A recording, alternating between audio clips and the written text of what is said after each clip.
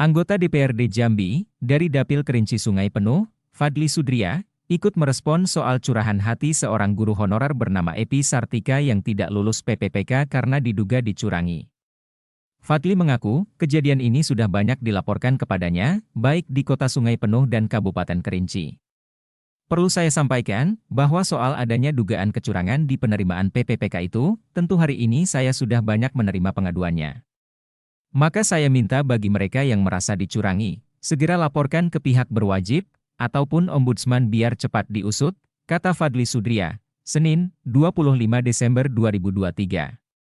Fadly menjelaskan, dirinya selalu didatangi oleh guru-guru honorer di Kabupaten Kerinci maupun Kota Sungai Penuh. Mereka meminta bantuan agar bisa menyikapi soal hasil PPPK itu, yang diduga diwarnai dengan kecurangan.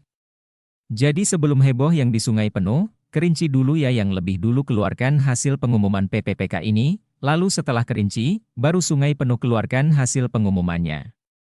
Ini yang saya dapat info ya, bagi mereka yang nilai Computer Assisted Test, CAT-nya tinggi bisa kalah dengan mereka yang CAT-nya rendah. Kenapa bisa? Itulah adanya kebijakan 30% daerah, terang Fadly. Kata Fadly, 30% kebijakan daerah itu berupa SKTT, yang mana SKTT itu adalah seleksi kompetensi teknis tambahan. Menurut dia, SKTT itu merupakan nilai tambahan yang sebenarnya tidak perlu ada di tingkat daerah, melainkan kementerian. Harusnya apa yang dihasilkan dari CAT kemarin, itulah hasilnya, bisa lulus atau tidak lulusnya, jangan ada tambahan lagi dengan SKTT.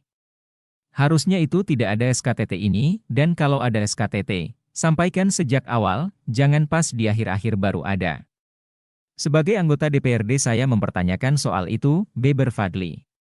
Fadly menyebut, diduga ada sekitar ratusan guru honorer, baik Kerinci dan Sungai Penuh yang mengalami hal yang sama, seperti guru honorer Epi Sartika. Mereka merasa diduga dicurangi juga dengan hasil tinggi, namun gagal lulus PPPK. Kita tak ingin, soal penerimaan PPPK ini jadi permainan, kita mau soal ini harus transparan. Sebagai Dewan, tentu saya mengingatkan kepada pemerintah setempat, baik Pemda Kerinci dan Pemkot Sungai Penuh, untuk tanggapi persoalan ini, ujar Fadly. Dia mengaku, akan terus membantu mereka yang merasa dicurangi atas hasil PPPK tersebut. Sebagai wakil rakyat, saya akan terus bersama mereka-mereka yang merasa diduga dicurangi soal hasil PPPK ini. Jika itu ternyata benar, artinya zalim, ini tentu harus diusut tuntas soal hasil PPPK baik di Kerinci ataupun Sungai Penuh, lanjut Fadly.